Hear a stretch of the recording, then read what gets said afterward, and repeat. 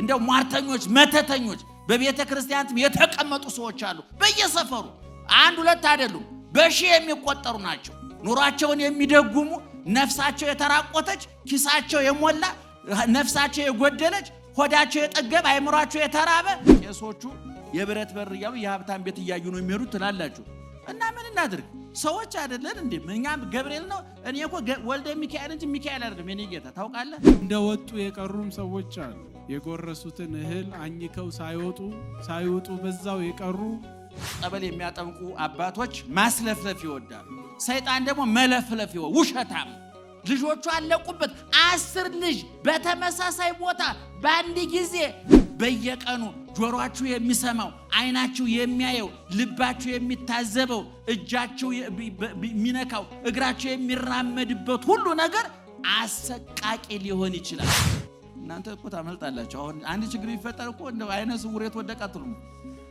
እያንልም ነው የምትለው እና እኔ መረጃ ሰበስባለሁ ይገርማችኋል ከባድ ነው ሰው ይደርስልኛል ብለህ ስትዘናገር የምትበላ እኔ ጌታ ተንፈራግጠህ ሙት እንጂ ሰው አውሮፕላን ላይ እንኳን ሲከሰከ ዝም ብሎ አይሞት ይባላል ተንፈራግጦ ነው የሚሞተው ይገርማችኋል ሰው ጀግና ነው ለማመንማ ሰይጣንም ያምናል ውሸት ብዙ ባልና ሚስቶች በጸበል ተፋተዋል ባልሽ መድኃኒት አድርጎብሻል ጎረቤቶች ሻይተኙልሽ ናውጣ ነው እንጂ የሚባለው እስኪ ዝርዝሩ ንገረኛ ይባል ነውር ነው ሰይጣን ዝርዝሩ ብዙ ነው ብዙ ትዳር አፋቷል ብዙ ጎረቤት አጣልቷል ብዙ ጓደኛ አለያይቷል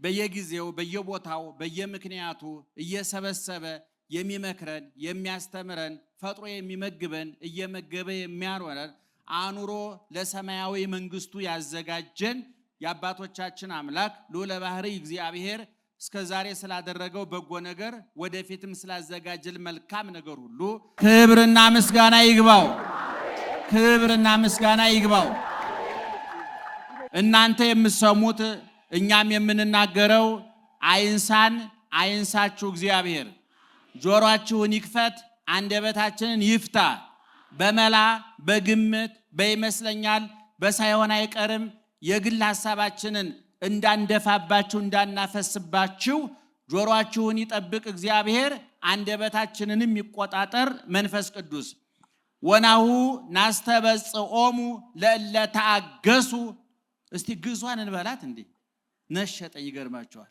አማርኛውን ልነግራችሁ ነበር ግዙን በሩስ ወናሁ አይሰማም ናሁ የሚባል ምንድነው እናንተ ቴሌቪዥን ልትሩ ነው የሚል ወናሁ ናስተበጽኦሙ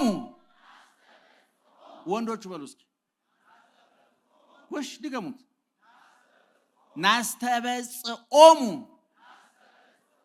ለእለ ተአገሱ ይችን ሳትይዙ ወደ ትምህርቱ አልገባ እንግዲህ ይለይልናል በእውነት ነውር ነው እንዴ እንደው ዘወትር ወናሁ ወንዶቹ ይችን ያዙ ወናሁ ሴቶቹ ናስተበጽኦሙን ያዙ እስቲ ድገሟት ናስተበጽኦሙ ጥሩ ነው ለእለ ተአገሱ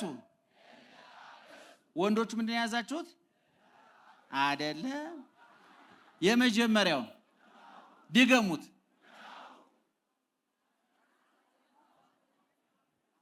አላላችሁትም ናስተበጽኦሙ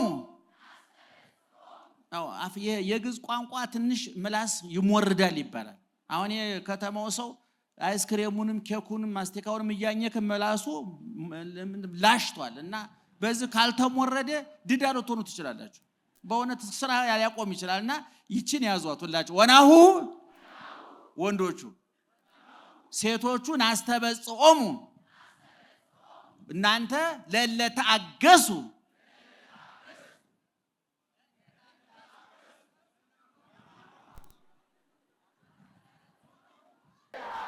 አሁን አንድ ላይ እንበለው ጮክ ሁላችሁም 1 2 3 ወናሁ አንድ ላይ እኔ ጋር ከኔ ጋር ወናሁ ናስተበጽኦሙ ለእለ ተአገሱ እነሆ የታገሱትን ብፁዓን እንላቸዋለን። ይህች ናት። አማርኛውን መልሱ እስኪ። እነሆ የታገሱትን ብፁዓን እንላቸዋለን። ይሄ ከመጽሐፍ ቅዱስ ክፍል ከዛም በሁለተኛው የሐዲስ ኪዳን ክፍል በያዕቆብ መልእክት ምዕራፍ 5 ቁጥር 11 ላይ የሚገኝ የእግዚአብሔር ቃል ነው። እንደምታውቁት መጽሐፍ ቅዱስ በሁለት ይከፈላል፣ ብሉይ ኪዳንና ሐዲስ ኪዳን። ከአዳም እስከ ክርስቶስ ያለው ወይም ከሙሴ እስከ ክርስቶስ ያለው ዘመኑ ዘመነ ብሉይ፣ መጽሐፉ ብሉይ ኪዳን፣ ሰዎቹ ሰብአ ብሊት የብሉይ ኪዳን ሰዎች ይባላሉ። ዘመኑ ዘመነ ብሉይ ነው፣ መጽሐፉ ብሉይ ኪዳን ነው፣ ሰዎቹ የብሉይ ኪዳን ሰዎች ናቸው። ክርስቶስ ከተወለደ በኋላ የመጣው ደግሞ ዘመኑ ዘመነ ሐዲስ፣ መጽሐፉ ሐዲስ ኪዳን፣ ሰዎቹ የሐዲስ ኪዳን ሰዎች እንባላለን፣ እኛ ማለት ነው። እንግዲህ መጽሐፉ ብሉይ ኪዳን ነው፣ ዘመኑ ዘመነ ብሉይ ነው፣ ሰዎቹ የብሉይ ኪዳን ሰዎች ናቸው። ብሉይ ማለት የቆየ ማለት ነው። የቆየ ያረጀ የጎሰቆለ ምን የሚል የቋንቋ ድክመት ያለባቸው ሰዎች ወደዛ ሲወስዱት እናያለን። እግዚአብሔር ብሉየ መዋዕል ይባላል። በዘመን ያረጀ ማለት አይደለም፣ ዘመንን የሚያስረጅ ማለት ነው። ዘመን መሽቶ በነጋ ቁጥር ጊዜ እኛን ያስረጀናል። ወጣቱ ሕፃኑ ወጣቱ ጎልማሳ፣ ጎልማሳው ሽማግሌ ይሆናል። ማሙሽ አቶ አባባ ወደ ማለት ያድጋል። መሽቶ በነጋ ቁጥር ክረምትና በጋ በተፈራረቀ ቁጥር እድሜያችን በጨመረ ቁጥር አይናችን እይታ፣ የጆሮአችን መስማት፣ የአንደበታችን አነጋገር፣ የእጃችን አጨባበጥ፣ የእግራችን አረማመድ፣ የልባችን አመታት ያረጃል፣ ይለወጣል። ሰው ደግሞ ገራጅ የለውም፣ ስፔር ፓርት እንደ መኪና መለዋወጫ የለውም። ስለዚህ እግዚአብሔር ምን ይባላል ታዲያ? ብሉየ መዋዕል ይባላል። ዘመንን ምን የሚያደርግ የሚያስረጅ። እኛ ዘመንን እናስረጀዋለን፣ ዘመኑ እኛን ያስረጀናል። ንገሩ ጮክ ብላችሁ።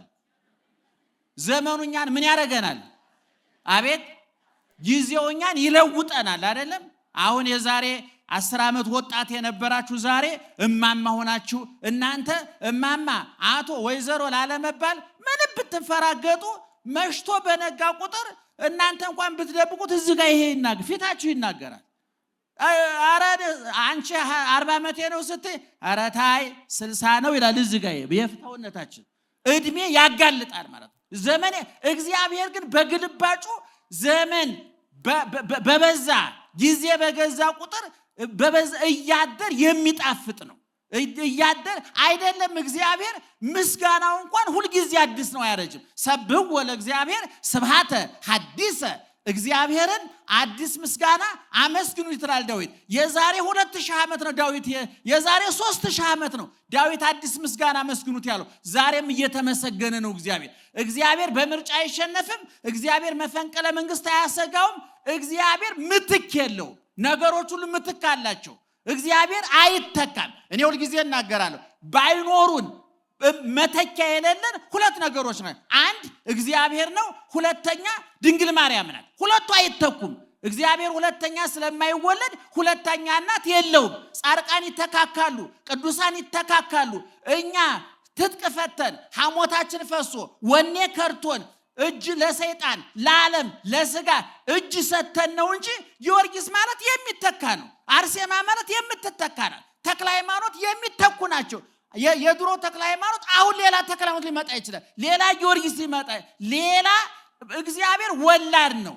ቤተ ክርስቲያን ወላድ ናት። በየዘመኑ ተወልዳለች። የማይተኩት ሁለት አካላት ናቸው። ነግሬያቸዋለሁ አይደለም? እግዚአብሔር አይተካም፣ ድንግል ማርያም አትተካም።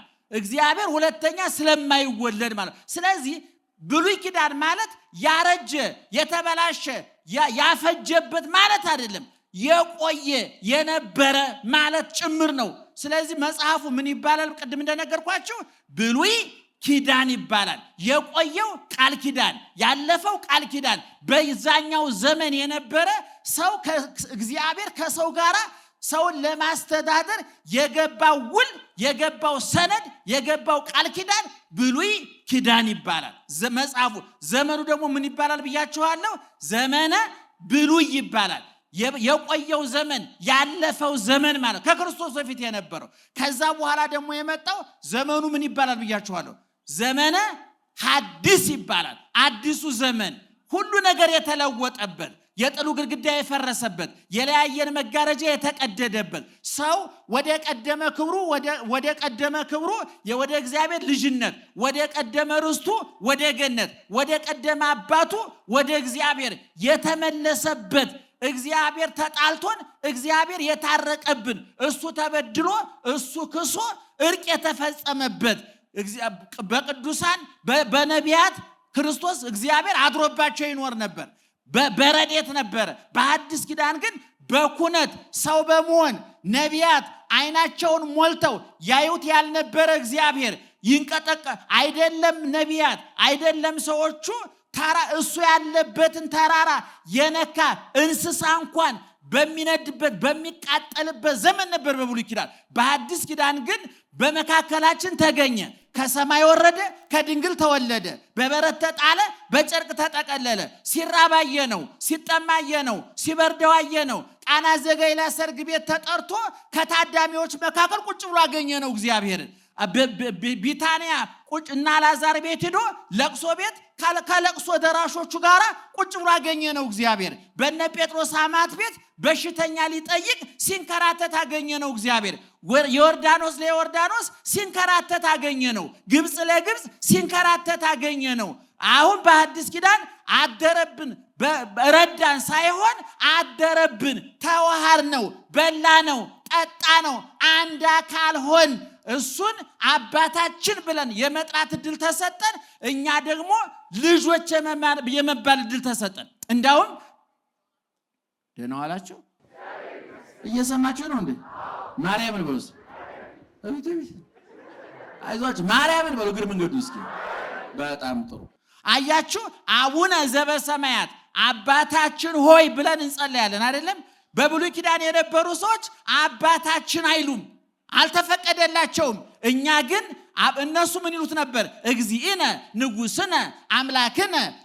እንዴት ነው? ጌታችን፣ ንጉሳችን፣ ፈጣሪያችን፣ አምላካችን ነበር።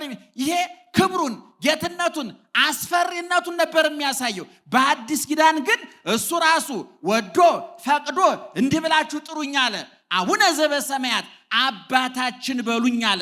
አባታችን ስንለው ከጌትነቱ ይልቅ ፍቅሩን እናየዋለን። ሁልጊዜ እንደምልነው እኔ ቀራንዮ ላይ በቁስሉ ውስጥ ፍቅሩን፣ በደብረ ታቦር በጌትነቱ ውስጥ ክብሩን፣ በሰማይ ደግሞ ጌትነቱን አይተነዋል። በአዲስ ኪዳን ቅድም እንደነገርኳችሁ እግዚአብሔር አባቱን መጣ። ብሉኝ ጠጡኝ ብሎ ስጋውን ቆርሶ ያጎረሰ፣ ደሙን ቀርቶ ያጠጣ፣ ተራቅቶ ያለበሰ፣ ዝቅ ብሎ ከፍ ያደረገ። ይሄ ለተራበ የሚበላ ዳቦ፣ ለተጠማ የሚጠጣ ውሃ፣ ለተራቆተ ስጋን ሳይሆን ራቁት ህሊናን፣ ራቁት ባዶነትን የሚሸፍን ልብስ ነው መጣ እግዚአብሔር። ስለዚህ ዘመኑ ዘመነ ሐዲስ ይባላል። መጽሐፉም ሐዲስ ኪዳን ይባላል። እየሰማችሁ ነው? መጽሐፉ ምን ይባላል? ምን ይባላል? ሐዲስ ኪዳን ይባላል። በዚህ ክፍል ውስጥ 35 ወይም ደግሞ በመጽሐፍ ቅዱሱ ዓለም ተስማምቼበታለሁ እያለ በሚደነፋበት መጽሐፍ ቅዱስ ውስጥ ደግሞ ብሉይ ኪዳኑ 39 ነው። ከዚህ ውስጥ የሚገርማችሁ ነገር ከ39ኙ የዓለም ታሪክ የሚባለው 11 ምዕራፍ ብቻ ነው። ሌላው የብሉይ ኪዳን መጻሕፍት በጠቅላላ 39 ናቸው። ምዕራፉ በድምሩ 929 ነው። ከ929 ምዕራፍ ውስጥ ዓለምን የሚመለከተው ታሪክ 11 ምዕራፍ ብቻ ነው። በደንብ ሰምታችሁኛል? ስንት ምዕራፍ ነው? በጥቅሉ ስንት ምዕራፍ ነው ብሉይ ኪዳን? በደንብ በሉ እንጂ። አሁን ግማሹ እኮ ቤቱ ሄዶ ወይ ሱቁን ከፍቷል። ይገርማችኋል። አሁን አበሻ ችግሩ ምንድነው? ሲተኛ ሁሉ ሱቁን ይዞ ነው የሚተኛው። እኔ ከዚህ በፊት እናገራለሁ። ነጋዴዎች ሱቃችሁን ዘግታችሁ ተኙ ብያለሁ። አንዳንዱ ሱቁን ታቅፎ እየተኛ ሚስቱን እየረሳ ትዳሩ ተበትሯል። ይገርማችኋል። ሱቃችሁን ዘግታችሁ ውጡ። ሱቅን ይዞ መተኛት ምን ማለት ነው ታውቃለህ? አልጋ ላይ ተኝተህ ነገ እንደው ያኛው ጫማ ይሸጥ ይሆን እንደው ነገ ሱቅ ከፍቼ እንደው ያኔ አለቃ ይሸጥ ይሆን። አሁን አንተ ነህ ከሱቁ የወጣኸው ሁሉ ሱቁ ካንተ አልወጣም ማለት በሌላ ቋንቋ እኔ ጌታ። ስለዚህ በደንብ ስሙን፣ ልባችሁ ስብስብ አድርጋችሁ ሙሉ በሙሉ እዚህ ሁኑ እያልኳችሁ ነው። ሰምታችሁኛል? ዘመኑ ምን ይባላል ብያችኋለሁ? አቤት ሐዲስ ኪዳን ይባላል ብያችኋለሁ። ስለዚህ በእኛ ደግሞ የሐዲስ ኪዳን ሰዎች እንባላለን። በዮሐንስ ወንጌል ምዕራፍ 1 ቁጥር 12 ላይ እንዲህ ተብሎ ተጽፏል። ውስተዚያው መጻ ወደ ወገኖቹ መጣ ወእሊያሁሰ ኢተወክፍዎ ወገኖቹ ግን አልተቀበሉትም። ወለለሰ ተወክፍዎ ወሃቦሙ ስልጣነ ውሉደ እግዚአብሔር ይኩኑ ለተቀበሉት በስሙ ላመኑት ግን የእግዚአብሔር ልጆች ሆኑ ዘንድ ምን ሰጣቸው አለ? ስልጣን ሰጣቸው አለ። እኔ አንተ አንቺ የንጉስ ልጅ አይደላችሁም፣ የባለ ሀብት ልጅ አይደላችሁም፣ የዝነኛ ልጅ አይደላችሁም፣ የታዋቂ ልጅ አይደላችሁም። ምናልባት ዓለም እናንተን የሚያስታውስበት ማንጠልጠያ ያለው አባት የላችሁም። ይክበር ይመስገን የንጉሱ ልጆች ነን። የጌቶቹ ጌታ የነገስታቱ ንጉስ እግዚአብሔር አባታችን ነው። በሐዲስ ኪዳን የሐዲስ ኪዳን ሰው የሚያሰኘው ይሄ ነው።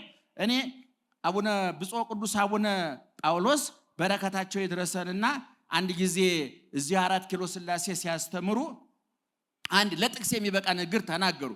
ብዙ ጊዜ እኛ አቡነ ሽኖዳ ካልተባለ ጆሮአችን አይከፈትምና ከኛም አለ እንደው ክፉዎች ስለሆን ጥቅስ ስለማንይዝ ምቀኝነቱም ክፋቱም ተንኮሉም ብዙ ነገር ተደራርቦ አስተሳሰባችን ስላነተበውና ስለቀደደው ባዶ ስለሆነ እንጂ ብዙ ጥሩ ንግግር ይናገሩ ነበርና እዛ ስላሴ ሲያስተምሩ የሐምሌ ስላሴ ስለ አብርሃም ሲያስተምሩ ምን አሉ? አንድ ጊዜ ወገኖች ያሉ እንዲያው የአብርሃሙ ስላሴ እያላችሁ እስከ መቼ ትኖራላችሁ? የኔ ስላሴ የምትሉት መቼ ነው አሉ አባታችን። ትልቅ ቋንቋ አይደለ? አብርሃም ቤት የገቡ ስላሴ እኛ ቤት ይገባሉ አይገቡም? ሊገቡ ይችላሉ አይገቡም? አብርሃም ስላሴን ተቀብሏል አልተቀበለም? ቤቱ አድረዋል፣ ቤቱ ገብተዋል አልገቡም? ገብተዋል። ከአብርሃምና ከኛ ማን ይበልጣል? እኔ በእውነት ይሄን ለመለሰልኝ ሰው በአውቶቡስ እንዴት አደርገዋለሁ? እናንተ ብር ልትሉ ነው የለንም። እሺ ከአብርሃምና ከስላሴ አንተ ማን ነው ስምህ? አንተ ጠይሙ ቀዩ ጥቁሩ ከዛ ያልፍ መቼም ያበሻ መልክ ብዬ ነው። እሺ አንተ ነገር ከአብርሃምና ካንተ ማን ይበልጣል? ማን ነው ስምህ?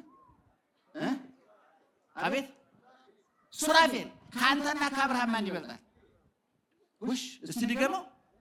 እኔ በላኝ እናሸንፋለን ብሎ መሸነፍ ራሱ አንድ ጀግንነት ነው። እውነቱን ለመናገር ከኔና ከአብርሃም ማን ይበልጣል?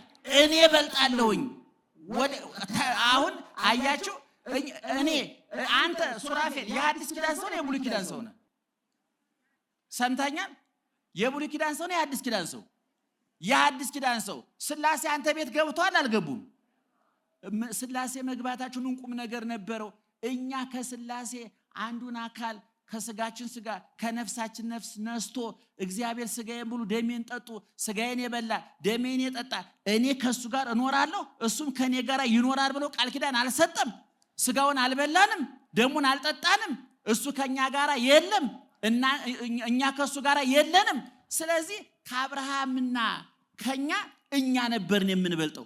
ምን ያህል እንደተዋረድን የምታውቁት እኮ በሐዲስ ኪዳን ስጋውን በልተን ደሙን ጠጥተን ልጅነት አግኝተን ስንሞሸር የተክሊል ዕለት ምንድነው የምንለው? ጋብቻቸውን የአብርሃምና የሳራ ያድርግላችሁ። ይሄ ትልቅ ውርደት ነው ቢገባን ማለት ነው። እኛ ተንኮታኩተን ወርቀን ነው፣ እነሱ ግን በጨለማ ውስጥ የሚያበሩ አይናቅ ከዋክብት ስለሆኑ አብርሃምን ዘመን ሊያስረጀው አልቻለም። ይገርማቸዋል። እስካሁን ድረስ ኢየሱስ ክርስቶስ በሐዲስ ኪዳን መጥቶ አብርሃም ነው ሲል የነበረው ይገርማቸው። ስለዚህ የሐዲስ ኪዳን ሰዎች መሆናችን ከክርስቶስ ተወልደናል ማለት ነው። አባታችን ብለን ልንጠራው ቃል ገብቷል ማለት ነው። ከበር ቁሜ አንኳኳለሁ፣ ማንም በሩን ቢከፍትልኝ ምን አደርጋለሁ አለ? እገባለሁ ብቻ አይደለም፣ ከሱ ጋር ገብቼ እራት እበላለሁ፣ እራት እበላለሁ ካለ ማታ ነው ያንኳኳው ማለት ነው። በማምሻ ጊዜ በጨለመብኝ ጊዜ ገንዘብ፣ ጤና፣ ዘመድ በከዳችሁ ጊዜ የምትይዙት እየለቀቀ እያመለጣችሁ የሰበሰባችሁ እየተበተነ ጤንነታችሁ ጎሎ ገንዘብ ከርቷችሁ ዘመድ ከርቷችሁ ቀኑ ጨለማ ሜዳው ገደል በሆነባችሁ ጊዜ በጨለማው ሰዓት በር ያንኳኳል እግዚአብሔር። በር አንኳኩቶ ከተከፈተለት ቤቱ የት ነው? አሁን እናንተ ታማላችሁ። አንተ ቄሶቹ የብረት በር እያሉ የሀብታም ቤት እያዩ ነው የሚሄዱት ትላላችሁ። እና ምን እናድርግ እንዴ? ሰዎች አይደለን እንዴ? እኛም ገብርኤል ነው። እኔ እኮ ወልደ ሚካኤል እንጂ ሚካኤል አይደለም የኔ ጌታ ታውቃለህ። ቄሱ ወልደ ገብርኤል እንጂ ገብርኤል አይደለም፣ ሰው ነው። አንተ በርህን ከከፈትከው ቄሱን ስትጠብቅ ክርስቶስ ራሱ ቤት ሊመጣ ይችላል። በርህን ክፈተው፣ ልብህን ክፈተው ብቻ። ስለዚህ የሐዲስ ኪዳን ሰዎች መሆናችን መርሳት የለብንም። እና ቅድም የጠቀስኩት ጥቅስ የሚገኘው በያዕቆብ መልእክት ከሐዲስ ኪዳኑ 27 መጻሕፍት ነው። እዚሁ ላይ እንደ ጥቆማ ያህል አንዳንድ ሰዎች እነዚህ ዘመን ወለድ ጊዜ ወለድ ምዕራብ ዘመም ሃይማኖቶች ሁለት ስህተት ይሰራሉ። አንደኛ ከመጽሐፍ ቅዱስ አንዷን ጥቅስ ይመዙና ያመልጣሉ። መጽሐፍ ቅዱስ 66 መጽሐፍ ነው። ስንት ነው አልኳቸው? 66። ይሄ ማለት ምን ማለት ነው? የመጽሐፍት ስብስብ አይደለም መጽሐፍ ቅዱስ። ይሄን የሥነ ጽሑፍ ሰዎች የመጽሐፍት ስብስብ አይደለም። መጽሐፍ ቅዱስ 66 ነው። የጻፉት ሰዎች ደግሞ 40 ሰዎች ናቸው። ከ40ው ሰዎች መካከል ቅድም እንደተናገርኩት በዘመን የተለያዩ፣ በቋንቋ የተለያዩ፣ በጊዜ የተለያዩ ናቸው። ነገር ግን 40 ሰዎች የጻፉት 66ቱ የብሉይ ኪዳንና የሐዲስ ኪዳን ድምር የሆነው መጽሐፍ ቅዱስ ሰላም እናንተ እኮ ታመልጣላችሁ። አሁን አንድ ችግር ይፈጠር እኮ እንደ አይነ ስውር የተወደቃቱም እያደልም ነው የምትለው እና መረጃ ሰበሰባል። ይገርማችሁ ከባድ ነው። ሰው ይደርስልኛል ብለህ ስትዘናገር የምትበላ ተንፈራቀሙት እንጂ ሰው አውሮፕላን ላይ ሞት ሲከሰከስ ዝም ብሎ ሞት ይባላል። ተንፈራቆ ነው ሞት። ይገርማችሁ ሰው ጀግና ነው። ደህና መሻችሁ። ስለዚህ 66ቱ መጽሐፍ 40 ሰዎች የጻፉት ቅድም እንደነገርኳችሁ ስለ አንድ ነገር ነው የሚናገረው። ስለ እግዚአብሔር ክብር ነው የሚናገር። ስለ እግዚአብሔር ነው የሚናገር። ስለዚህ ምን ማለት መሰላችሁ? ይሄ ለምሳሌ ከ66ቱ መጽሐፍ አንዱ ላይ ያልገባችሁ ሐሳብ ብታገኙ 65ቱ ምን ይላሉ ማለት አለባችሁ። አሁን የፈረደበት የሮሜ 8:34 ጥቅስ አለ። ልክ ታኝኮ ማስቲካው ያለቀ ስኳሩ ያለቀ ማስቲካ መተፋት ያቃተው ማለት ነው። ብዙዎች አመነጅኩታል። እሱ ዛሬም ማር ነው፣ ዛሬም ፈዋሽ ነው፣ ዛሬም ያው ነው፣ ዛሬም አዲስ ነው። ሁልጊዜ ይፈውሳል፣ ያድናል። ነገር ግን እንዲገባን አድርገን ካላነበብ ነው መጽሐፍ ቅዱስ የማይቆረጥም ድንጋይ ነው፣ የማይበስል አሸዋ ነው። ቀላል ነገር አለ። ስለዚህ ከመጽሐፍ ቅዱስ አንድ ጥቅስ ስታገኙ አሃ ለካ እንደዚህ ነው እንዴ ብላችሁ እስከ ዛሬ ሳይገባኝ ለካ ውሸት ነው የነገር ብላችሁ ከመጠራጠር ይልቅ እስኪ ቆይ እዚህ ላይ ይሄን ተናገረ፣ ሌላው መጽሐፍ ላይ ምን ይላል? ሮሜ ይሄን ከናገር፣ ዕብራውያን ምን ይላል? ጳውሎስ ቆሮንቶስ ምን ይላል? ማቴዎስ ምን ይላል? ሉቃስ ምን ይላል? ዮሐንስ ምን ይላል የሚለው ማየት ያስፈልጋል። ስለዚህ አሁን የያዕቆብን መልእክት ቅድም የጠቀስኩላችሁ ጊዜ ወለድ ዘመን ወለድ ምዕራብ ዘመም ሃይማኖቶች ብዙ አይወዱትም። ለምንድን ነው? ይሄ መልእክት በጥቅሉ 5 ምዕራፍ ነው ያለው። ስንት ምዕራፍ ነው ያለው? የያዕቆብ መልእክት ነው ቅድም የነገርኳችሁ 5 ምዕራፍ ነው ያለው። ያዕቆብ ስለ ምግባር ነው የተናገረው፣ ስለ ስራ ነው የተናገረው። መጽሐፍ ቅዱስ በተለያየ መንገድ የሚናገረው ስለ ፈጣሪ ነው ብያለሁ፣ ስለ ሃይማኖት ብያለሁ፣ ስለ እግዚአብሔር ነው ብያለሁ። ስለዚህ ሰው ለመጽደቅ የሁለት ነገሮች ውህደት ውጤት ያስፈልገዋል፣ ሃይማኖትና ምግባር። ደህና ዋላችሁ። ማንና ማን? ይሄ ስንት ነው? ምንና ምን? ምንና ምን? አንድ ሰው ስጋውን ሲበላ ደሙን ሲጠጣ ሃይማኖቱን ይፈጽማል። ለድሃ ሲያበላ ለድሃ ሲያጠጣ ምግባሩን ይፈጽማል። ሰው እንዲያውም ሊቁ ይላል በእንስሳዊ ባህሪው ለራሱ ይበላል፣ በመላእካዊ ባህሪው ለሌላ ያበላል ይላል። በእንስሳዊ ባህሪው ይለብሳል፣ በመላእካዊ ባህሪው ሌላውን ያለብሳል ይላል። ስለዚህ የያዕቆብ መልእክት ሙሉ 5ቱ ምዕራፍ ሁሉ የሚናገረው ስለ ምግባር ነው። ሰው ሃይማኖት ነው። እንዲያውም ይላል ያዕቆብ አንተ ሃይማኖት እንተ አልባቲ ምግባረ ሰናይ ምውት ይእቲ ምግባር የተለየው ሃይማኖት የሞተ ነው ሬሳ ነው የሚለው። እንደው አንድ ሰው ለመባል ማንና ማን መዋድ አለባችሁ? አቤት አረ እንደው ሰው ለመባል ነፍስና ሰው ነፍሱ ስትለይ ምን ይባላል? አቤት ሬሳ። ለምሳሌ አንድ በጣም ዝነኛ ታዋቂ ፕሮፌሰር እና አንድ ነቢጤ ደሃ ምንም ዕውቀትም ሀብትም ጤናም የሌለው ሰው ቢሞት እና ሁለቱ ለቀብር የሚመጡ ስንት ሬሳ መጣ ነው የሚባለው? 2 ሬሳ ነው። ፕሮፌሰር መጡ አክትሟል። ነፍስ ስትወጣው ከፕሮፌሰርነታቸው ወደ ሬሳነት ወርደዋል፣ አሽቆልቁለዋል። ስለዚህ ነፍስና ስጋ አንድ ላይ ምን ይባላል? ሰው ይባላል። ነፍስ ስትለይ ደግሞ ስጋ ብቻውን ምን ይባላል? ሬሳ ይባላል። ልክ ምግባር የተለየው ሃይማኖት ነፍስ የተለየችው ስጋ ማለት ነው።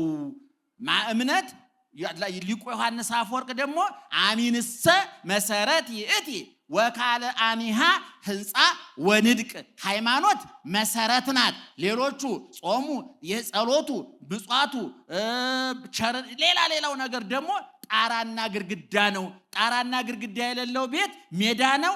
መሰረት የሌለው ቤት ጣራና ግድግዳ ከሆነ ምትሃት ነው እንጂ ቤት ሊሆን አይችልም። አንድ ቤት ለመባል መሰረቱና ግድግዳውና ጣራው ውህደት መፍጠር አለባቸው። ሃይማኖትና ምግባር ሲዋሃድ እገሌ ጥሩ ክርስቲያን ነው ይባላል። እና ያዕቆብ በዚህ ላይ በደንብ አተኩሮ ጽፏል። እንዳውም ይላል ወዳጄ እምነት ብቻውን ያድናል ካልከኝማ ይላል ከማሁሰ አጋንንትኒ ያምኑ ቦቱ ወይደነግጹ ለማመንማ ሰይጣንም ያምናል ግን ስራ የለውምና ከሰይጣንነቱ አልተላቀቀም። ዛሬም ሰይጣን ነው። ሰይጣን በእግዚአብሔር ያምናል። በማርቆስ ወንጌል አይታችሁታል። የእግዚአብሔር ልጅ ሆይ ለምን ታሰቃየናለህ? ለምን ልታሰቃየን መጣህ ብሏል። የእግዚአብሔር ልጅ ብሎ ክርስቶስን መመስከር አይሁድ ተስኗቸው የቀረ ከባድ ቃል ነው። ከመላእክት ቅዱስ ገብርኤል የእግዚአብሔር ልጅ ብሎታል። ከሐዋርያት ቅዱስ ጴጥሮስ የእግዚአብሔር ልጅ ብሎታል። ሰይጣን የእግዚአብሔር ልጅ ሲለው አትለፍልፍ አትቀባጥር ውጣ ነው ያለው። ከዚህ በፊት ተናግሬዋለሁ። ብዙ ጸበል የሚያጠምቁ አባቶች ማስለፍለፍ ይወዳሉ። ሰይጣን ደግሞ መለፍለፍ ውሸታም ነው። ብዙ ባልና ሚስቶች በጸበል ተፋተዋል። ባልሽ መድኃኒት አድርጎብሻል፣ ጎረቤቶች አይተኙልሽም። እነሱ ለጥ ብለው ነው የሚያድሩት። ይገርማቸዋል። እነሱ ለጥ ብለው ነው የሚያድሩት ለራሳቸው እንቅልፋቸውን እየጠጡ። ጎረቤትሽ አይተኛልሽም፣ ጓደኛሽ አተኛልሽም፣ መስሪያ ቤት ያሰሩባል። እነሱ ያስራቸውን እየሰሩ ነው። እነሱ በዛ ውስጥ ላይ ደግሞ ቢያሰሩስ አንተ ምን አገባ? የሚጠብቅ አያንቀላፋም ተብሎ የለ እንዴ? እግዚአብሔር ይቀርብ እኮ ሀቤከ ክፉ ወደ አንተ አይቀርብም።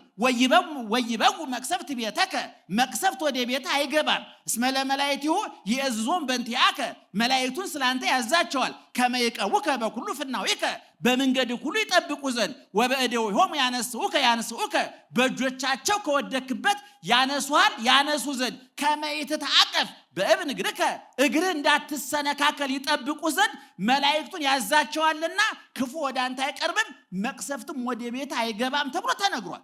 ናሁ ይደቅስ ወይነጉም ዘያቅሞ ለእስራኤል እግዚአብሔርን የሚጠብቀው እስራኤልን የሚጠብቀው አያንቀላፋም ተብሎ ተነግሯል። ያንተ ጠባቂ አይተኛም፣ አያንቀላፋም፣ ጨለማ አይረታውም፣ እንቅልፍ አያሸንፈውም። ትናንት ይጠብቅ ነበር፣ አሁንም እየጠበቀ ነው፣ ለዘላለም ሲጠብቅህ ይኖራል። ስለዚህ እነንትና ባይተኙ ቢያሴሩ ቢያወሩ ቢስቁ ቢሳለቁ አንተ ምን አገባ? ስለዚህ እኔ እንደው የሚያጠምቁ ሰዎች ብዙ ጊዜ ጠቁም ያለሁኝ እኔ ሰይጣን ሲለፈልፍ ናውጣ ነው እንጂ የሚባለው እስኪ ዝርዝሩ ንገረኛ ይባል ነውር ነው። ሰይጣን ዝርዝሩ ብዙ ነው። ብዙ ትዳር አፋቷል፣ ብዙ ጎረቤት አጣልቷል፣ ብዙ ጓደኛ አለያይቷል። ብዙ እነዚህ ጀም በየሰፈሩ አሉ እና በየሰፈሩ ያሉ እንደው ሟርተኞች መተተኞች በቤተ ክርስቲያንም የተቀመጡ ሰዎች አሉ በየሰፈሩ። አንድ ሁለት አይደሉም፣ በሺህ የሚቆጠሩ ናቸው። ኑሯቸውን የሚደጉሙ ነፍሳቸው የተራቆተች ኪሳቸው የሞላ ነፍሳቸው የጎደለች ሆዳቸው የጠገበ አይምሯቸው የተራበ ሰውነታቸው የለበሰ ህሊናቸው የተራቆተ ነገን የማያስቡ እግዚአብሔር ይፈርድብናል ብለው ህሊናቸው የማያዳምጡ በየሰፈሩ አሉ። ባልሽ እንዲያረገ ነው፣ ሚስትህ እንዲያረገች ነው፣ ጓደኛሽ አተኛልሽም፣ ጎረቤቶችን ተጠንቀቃቸው እያሉ በማህበረሰብ ውስጥ መርዝ የሚነሱ ጥላቻ የሚነሰንሱ የሰይጣን መልእክተኞች አምባሳደሮች አሉ። ስለዚህ ማስቀባጠር አይገባምና ሰይጣን ያምናል አያምንም? አረ ንገሩኝ። ያምናል አያምንም? በጎ ስራ አለው? ይጸድቃል አይጸድቅም? አይጸድቅም። አይጸድቅም። አዳም ጸድቋል። ለምን ጸደቀ አዳም? ለምን ዳነ አዳም? ንስሐ ገባ፣ ተጸጸተ፣ አጥፍቻለሁ በድያለሁ አለ። ሰይጣን ግን አልተጸጸተም። አሁንም ስራ ላይ ነው። አሁን እኔ ይሄን እየተናገርኩኝ የሆነ ቦታ ስራ ላይ ነው። እሱ ይገርማችኋል። እኛ ብንሰርበው ብናንቋሽ ጉዳዩ አይደለም። እሱ አያረጅ፣ ጡረታ አይወጣ፣ የዓመት ፈቃድ አይወስድ፣ ሁልጊዜ ስራ ላይ ይገርማል። እንደው አንዳንድ ጊዜ እንደው ምን ነው ጌታ ሆይ እንደው ክርስቶስ ሰምራ ያመጣችሁ ሐሳብ እኮ ጥሩ ነበር ባይከሽፍ ኮረቱን ለመናገር እንደው ሰውን ያማለዱ ዘላለም ከመጨቅጨቅ አንድ ጊዜ ሰይጣንና አስታረቄ ምንጩን ላድርቀው ብላ ነበር እኮ ያሰበችው እሷ። እንደው ነገሩ ካቅም በላይ ሆነና ቀረ እንጂ የሱ ሐሳብ ጥሩ ነበር። ዙሮ ያዕቆብ ምን ይላል? ሃይማኖት ምግባር የሌለው ሃይማኖት የሞተ ነው። እንደዛ ከሆነ ለማመንማ ማን ያምናል አሉ? ሰይጣን ያምናል። ነገር ግን በጎ ስራ ጥሩ ስራ የለውም። ስለዚህ አንድ ክርስቲያን ለመዳን የስንት ነገሮች ውህደት ያስፈልጉታል? የስንት ነገር? የሁለት። የምንና የምን? የምግባርና የሃይማኖትና ይሄው ያዕቆብ ሲናገር ምን ይላል? ወገኖቼ ታገሱ፣ ቻሉ፣ ጠንክሩ፣ በርቱ፣ ምክንያቱም የታገሱትን ብፁዓን እንላቸዋለን። ብፁዕ ማለት ንዑድ ክቡር ማለት ነው። ብፁዕ ማለት ስጋውን አሸንፎ ለነፍሱ ያደረ፣ በበጎ ስራ ያጌጠ፣ በምግባር በትሩፋት ያሸበረቀ፣ ለጸሎት የተጋ፣ ለምጽዋት የተጋ፣ ለደግ ነገር የተጋ፣ ዓለማዊ ምኞት፣ የዓይን አምሮት፣ የሰይጣን ፍላጎት፣ ፍትወተ ስጋ፣ ፈቃደ ስጋ ያላንበረከከው ታጋሽ። በመጽሐፍ ቅዱሱ የቅዱስ ጳውሎስ በገላትያ ደህና ዋላችሁ ሄዳችሁ እንዴ? እሺ በያዕቆብ መልእክት በገላትያ 5:22 ላይ ያዕቆብ ቅዱስ ጳውሎስ እንደተናገረው ወፍሬውስ የመንፈስ ፍሬዎች አለና የመንፈሳዊ ሰው ፍሬዎች፣ የክርስትና መገለጫዎች። ምእመናን አንድ ሰው ጥሩ ክርስቲያን ነው የሚባለው፣ ጥሩ ክርስትና አለው የሚባለው ሹመት የሳያመጻድቀው፣ ሲሻር ያልተሳቀቀ፣ ሲያተርፍ ያልቦረቀ፣ ሲከስር ያልወደቀ፣ የቀኑ የሌሊቱ ጨለማ የማይከብደው፣ የቀኑ ብርሃን ያላሳበደው፣ ዝና፣ ሹመት፣ መልክ፣ ውበት ያላሰከረው፣ ነገሮች ሁሉ እንደሚያልፉ የገባው ይሄ ምን ይባላል? ጥሩ ክርስቲያን ይባላል።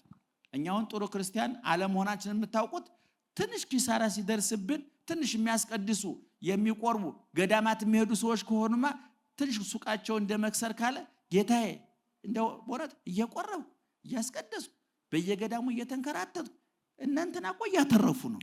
የምቀኛ ጸሎት ይውላችሁ።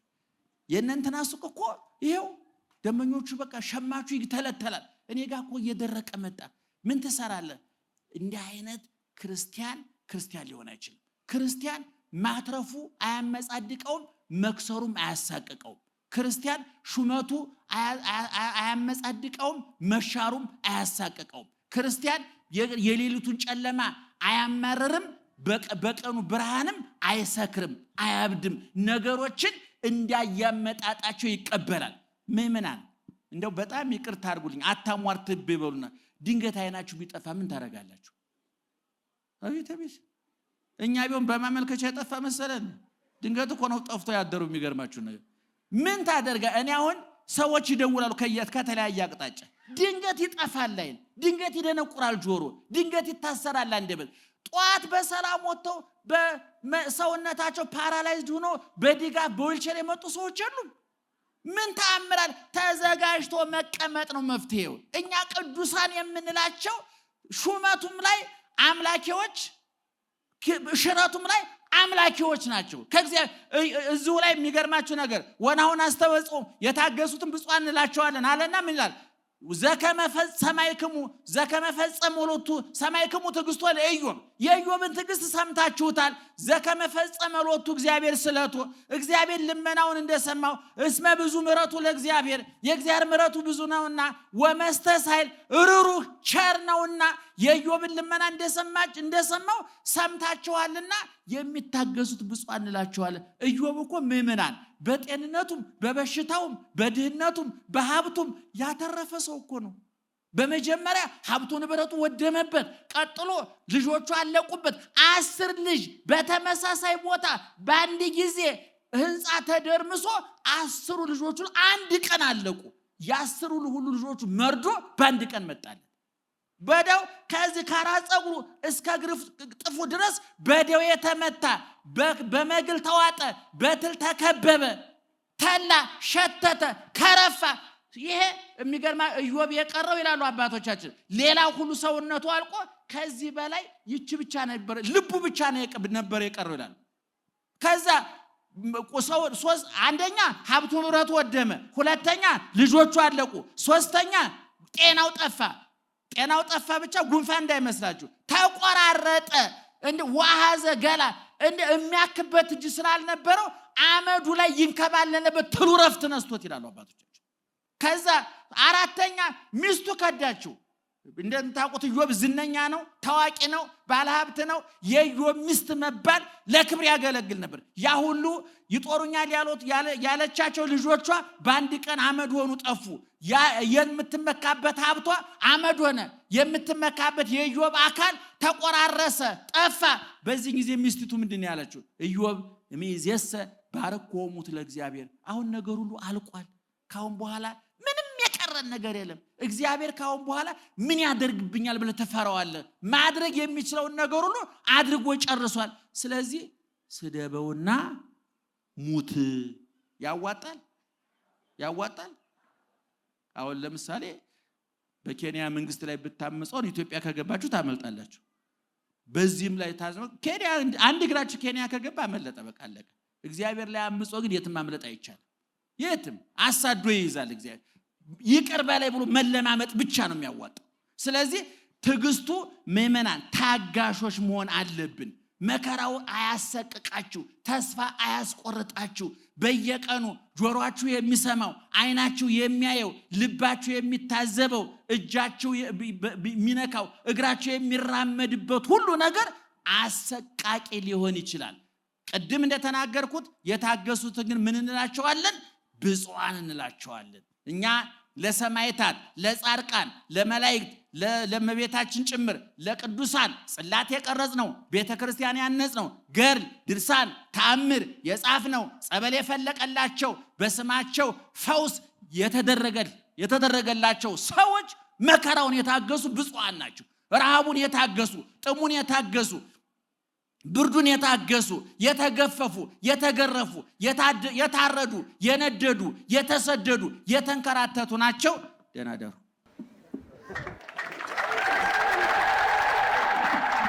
እንደምን ዋላችሁ ለማለት ነው የቆምኩት። እግዚአብሔር ይባርካችሁ። አስተጋባ አተነ ቅድስት ቤተክርስቲያን እንተላይ ለኩሉ ጉባኤ ዘሐዋርያት ያሰባሰበችን ቅድስት ቤተክርስቲያን ናት። ከሩቅም ከቅርብም ከያለንበት ሁላችሁም ግማሾቻችሁ ከተማን መልሶ በማልማት መርሃ ግብር ወደ ሌላ ቦታ ፈቀቅ ብትሉም እግራችሁ ቢርቅም ልባችሁና አይኖቻችሁ ከዚህ ቦታ ሳይለዩ በየጊዜው በምታልፉ በምታገድሙ ቁጥር መጥታችሁ ገብርኤል ደጅ እጅ ነስታችሁ ጸለያችሁ። እንደዚህ አይነት መርሃ ግብር ሲዘጋጅ ደግሞ እየመጣችሁ አንድነታችሁንና ፍቅራችሁን እያሳያችሁ ነውና እናንተም ምስጋና ይገባችኋል። የገብርኤል አምላክ እግዚአብሔር በያላችሁበት ይጠብቃችሁ። ቅድስት ቤተክርስቲያን እንዲህ አድርጋ ልጆቿን ትሰበስባለች። ዓላማውም ይሄ ነው። ቤተ ክርስቲያን ቅድስት ናት። አሁን ነባሩ ህንፃ ከ100 ዓመት በላይ ወደ 130 ዓመታት ያገለገለው ቤተ መቅደስ መልሶ እየታደሰ ነው። ወደ ቤተ መቅደሱ ስንገባ አስቀድሞ ጫማችንን አውልቀን አደግድገን በፍርሃት እጅ በመንሳት የምንገባበት ቤተ መቅደስ ዛሬ ከነጫማችን ለጉብኝት ነው፣ ለጸሎት ለመሳለም ሳይሆን ለማየት ነው የገባ ነው። ለካ በውስጡ ስጋ መለኮት ስጋ ወልደ አምላክ ሲዘጋጅ ሲፈተት ነው ቤተ መቅደስ የሚባለው። ለካ የቃል ኪዳኑ ታቦት ሲኖር ነው። ክርስቲያኖች እኛም እንደዚህ ሆነን የእግዚአብሔር ቤተ መቅደሶች እግዚአብሔር በእኛ ውስጥ ሲያድር ክብራችን ይጨምራል። የሚፈሩን የሚጠሉን ሰዎች ይወዱናል። እግዚአብሔር ከኛ ጋር ሲሆን የሚንቁን ሰዎች ያከብሩናል። በእርግጠኛ ሆኜ የምናገረው በአጭር ቀናት ውስጥ ቤተ መቅደስ ውስጥ ታቦቱ ተመልሶ ገብቶ በልዩ ስነ ስርዓት አክብረን ማስቀደሻ የነበረው ቦታችን ላይ ድጋሚ ቆመን እናስቀድሳለንና እግዚአብሔር ለዛ ሰው ይበለን። እግዚአብሔር ከሁላችን ጋር ይሁን።